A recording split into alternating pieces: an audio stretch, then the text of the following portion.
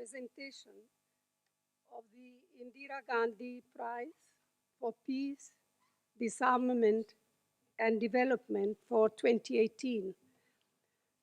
This prize recognizes men, women, and institutions whose work has promoted the causes Indira Gandhi espoused, the issues she championed, and the concerns she expressed. In essence, they celebrate her life through their own accomplishments, which, so to speak, take forward her legacy. Indira Gandhi was a deeply committed political personality. Born in a political family, she grew up as a child and teenager as an intimate part of our freedom movement. For 17 years, she lived with our country's first prime minister before becoming one herself for 16. But she was a person of diverse interests. Her contributions to nation building are well documented. She was equally committed to India's culture, to its arts and crafts, to its heritage. And deep down, she was a passionate naturalist, mesmerized by the wonderful natural heritage of India, dazzled by the glorious biodiversity of India, and firmly determined to preserve and protect it. In late 71, even while being completely engrossed in the grave crisis on India's eastern border with Pakistan, she found time to initiate action that would lead to the passage of the landmark law to protect our wildlife. In the midst of all political crises, she found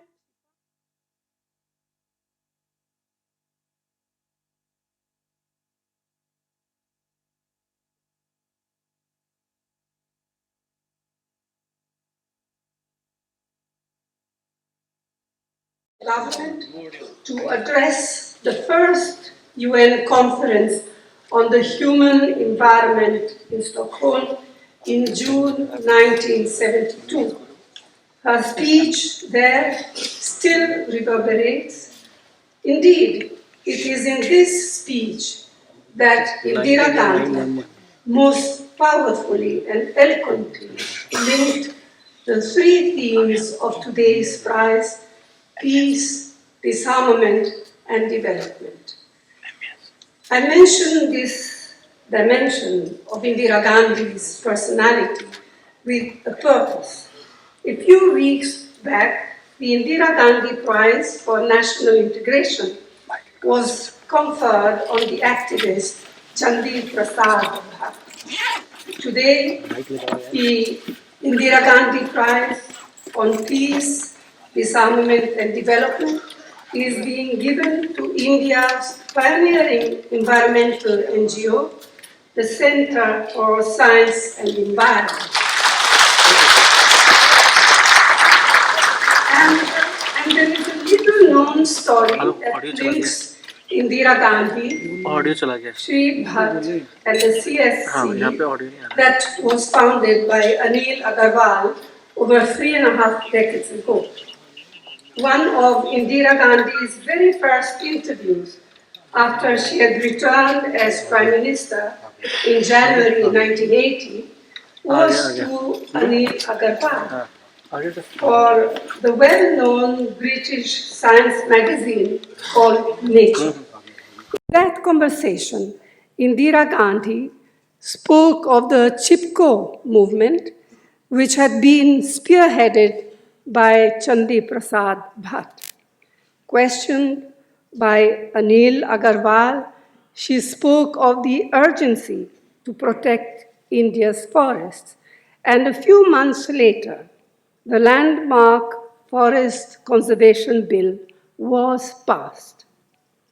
Since its establishment, CSC has become virtually India's conscience in the fight to preserve, protect, and improve our natural environment. Over the years, it has striven to raise awareness of the problem long before it became the major crisis we face today. From the days decades ago when Anil Agarwal was invited to educate and inform members of parliament about environmental issues, it has played a pivotal role, using reason, argument, and knowledge to push governments to be proactive. We who live in this capital, notorious now as the world's most polluted city, can recall the difference in air quality when compressed natural gas was introduced in public vehicles. This transformation was made possible by the persuasive expertise of the CSC and the Congress government of the day. The Center has worked closely with governments in other initiatives to reduce pollution, such as a reduction in the use of diesel and an improvement in its quality, reducing water consumption in the manufacture of paper using wood not from natural forests, but tree plantations, profit sharing by mining companies with deprived local communities. Its work on water conservation and sanitation has been internationally recognized long before the current focus on these issues. Its pollution monitoring laboratory is the only one of its kind run by a civil society organization in our country.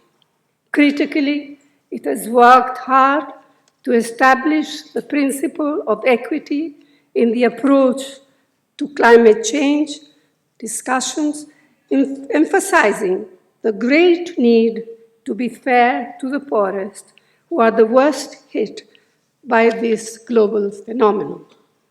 This has helped bring India's concerns and interests center stage, and the CSC's annual State of the Environment reports are an assessment and critique on how we are doing on our journey towards cleaner, sustainable progress. Ladies and gentlemen, Sunita Narayan, who is receiving the award today on behalf of the CSC, has herself been an untiring spokesperson for environmental causes and has situated her campaign in the larger context of livelihoods and economic development. By honoring the CSC today, I feel we are not only recognizing the quality and scope of its work, we are also recalling a vital aspect of who Indira Gandhi really was and taking forward the pioneering work that she performed far, far ahead of her time. Thank you. Jai Hind.